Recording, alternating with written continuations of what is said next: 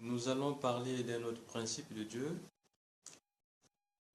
intitulé Principe de la punition de Dieu pour les fautes et les péchés commis dans le passé. Principe de Dieu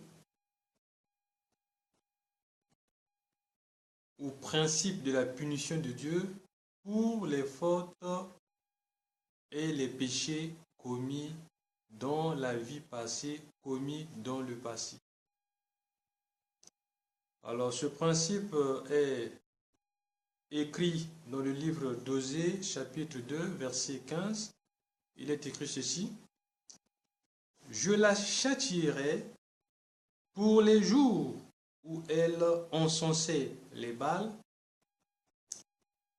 où elle séparait de ses anneaux et de ses colliers, allait après ses amants et m'oubliait, dit l'Éternel. Alors, donc ce principe, Dieu déclare là-dedans, dans ce principe, qu'il va punir, qu'il va châtier ce peuple qui s'est rébellé, qu'il caractérise, qu'il symbolise par la femme, cette femme qui se rend belle, qui se rend jolie, et oublie la personne qui la rend belle, oublie la personne qui la rend jolie, oublie la personne qui fait les dépenses pour elle, et se dirige vers un autre amant, et va se livrer à un autre amant. Et cela veut dire quoi? Que les péchés commis dans le temps présent ont leur punition dans les temps à venir. Les péchés qui sont commis aujourd'hui vont avoir leur punition, leurs conséquences dans les temps à venir. Exode 32, verset 34, la Bible dit ceci: Va donc, ça c'est Dieu qui le dit, va donc, conduis le pays où je t'ai dit. Voici mon ange marchera devant toi, mais au jour de ma vengeance, je les punirai de leurs péchés. Je les punirai de leurs péchés au jour de ma vengeance. Qu'est-ce que cela veut dire? Ce principe montre que pendant que l'homme commet son péché, Dieu ne fait rien. Dieu ne réagit point, Dieu ne le punit pas. Dieu l'observe pendant qu'il commet son péché. Mais le temps viendra, le temps de la punition va venir, où Dieu va se souvenir du mal que vous avez fait et il va se mettre à vous frapper, il va se mettre à vous punir. Parce qu'il se souvient que dans le passé, vous avez désobéi, vous avez commis des péchés et que sa sainteté ne fait pas passer cela.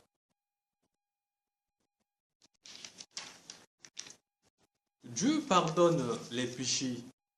Oui, Dieu pardonne les péchés, il est fidèle, il pardonne les péchés, mais il ne tient pas le coupable pour innocent. Il pardonne les péchés, mais il ne tient pas le coupable pour innocent. C'est-à-dire que la personne qui a péché, Dieu va pardonner cette personne si cette personne demande pardon. Mais Dieu ne va pas tenir cette personne qui a péché comme étant innocente. Bien que pardonnée, mais cette personne n'est point innocente.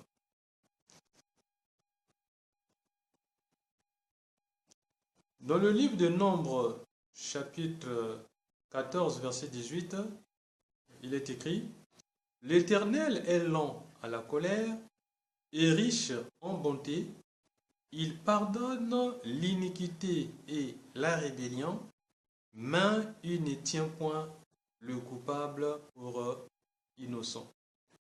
Et il punit l'iniquité des pères sur les enfants jusqu'à la 3e et la 4e génération.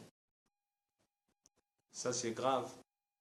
Celui qui pêche transmet les conséquences de son péché ou de ses péchés à sa succession qui va en souffrir jusqu'à la 3e et la 4e génération. Ça veut dire que le péché commis dans le temps passé a pour conséquence de frapper ou de faire souffrir les temps à venir ou les temps futurs. Les souffrances actuelles résultent des péchés commis dans le passé. Les souffrances actuelles d'un peuple, d'une nation, d'une famille, d'un foyer, d'une personne résultent de ce que cette personne a fait dans le passé. C'est un principe de Dieu. Dans le livre de Néhémie, au chapitre 1, versets 7 et 9, il est écrit « Nous t'avons offensé ». C'est Néhémie qui adresse sa prière à Dieu pendant qu'ils sont exilés. Après avoir péché, Dieu les punit, les frappe afin qu'ils soient exilés et qu'ils soient traités comme des esclaves à l'étranger, qu'ils soient déportés. Donc, dans le livre de Néhémie, chapitre 1, versets 7 et 9, il est écrit « Nous t'avons offensé et nous n'avons point observé les commandements, les lois et les ordonnances que tu prescrivis à Moïse, ton serviteur. Souviens-toi de cette parole que tu donnas ordre à Moïse, ton serviteur, de prononcer.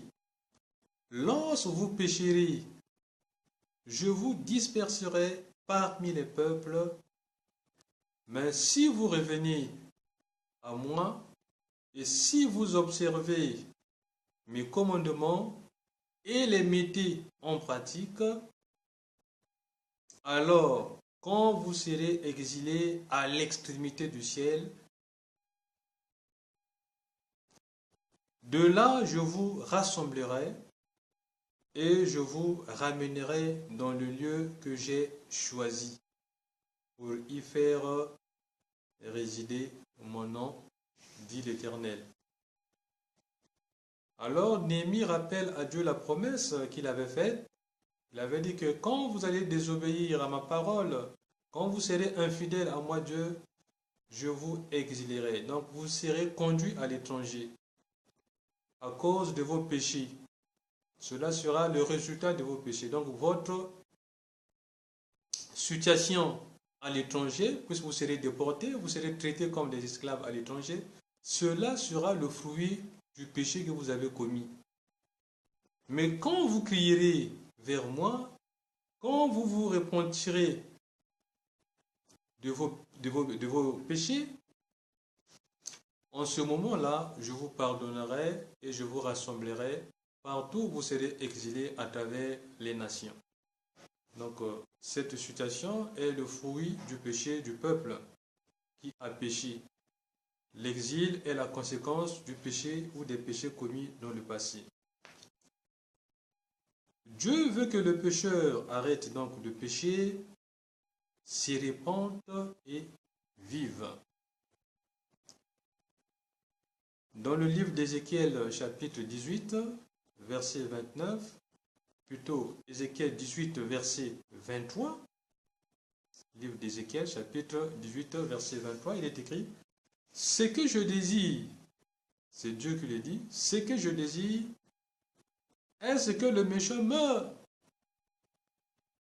dit le Seigneur, l'Éternel. N'est-ce pas qu'il change de conduite et qu'il vive ?» Donc Dieu dit, est-ce qu'il désire la mort du pécheur qui pêche? Il répond, il dit non, je ne désire pas la mort du pécheur, mais ce que j'attends, ce que je désire, c'est que le pécheur se répande, c'est que le pécheur regrette ses péchés, c'est que le pécheur renonce au péché. qu'il change et qu'il vive. Voilà la situation de ce principe, du principe de la punition d'aujourd'hui pour les péchés commis dans le passé, que pour arrêter donc ce principe que Dieu continue de frapper aussi longtemps qu'on va pécher, les conséquences se feront sentir dans l'avenir.